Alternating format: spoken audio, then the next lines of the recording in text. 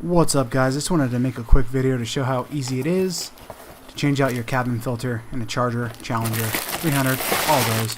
It's really easy. The dealer told me I need to have mine done because it was at the service interval of 15,000 miles or whatever. They're like, oh, we don't charge labor. I'm like, well, yeah, of course you don't, because this is really easy. So you got these two tabs here. You can see where my left and right hands are. Pull those out, gets this little grill out here.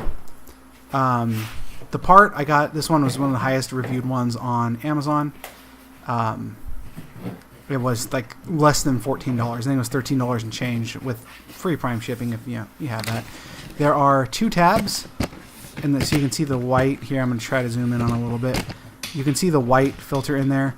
There's two tabs on the top piece there, and they'll pop off, which allow you to pull the filter forward and then up and out. If you have somebody with small hands, this might be a project for them to help you out with. Sorry, my arm's in the way here. I do have large hands, so it's a little bit of a pain. But don't let a quick lube place at the dealership charge you more than 10 or not 10, but like $15 for the filter. If they want more than $20 for the filter, just order on Amazon. I'll have a link down below. You can definitely do this. You can see by the length of this video, it took me but only a minute or so. Maybe 2 minutes with moving the camera around and such.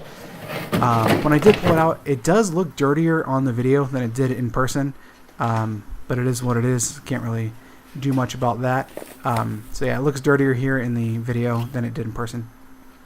Either way, it's changed. It was cheap. Maybe it'll help cut down. I do live in a dusty area.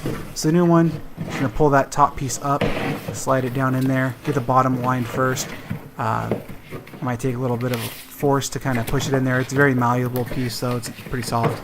Get it in there, clip it on, put that top trim piece on in plastic, and you are good to go. Thanks for watching.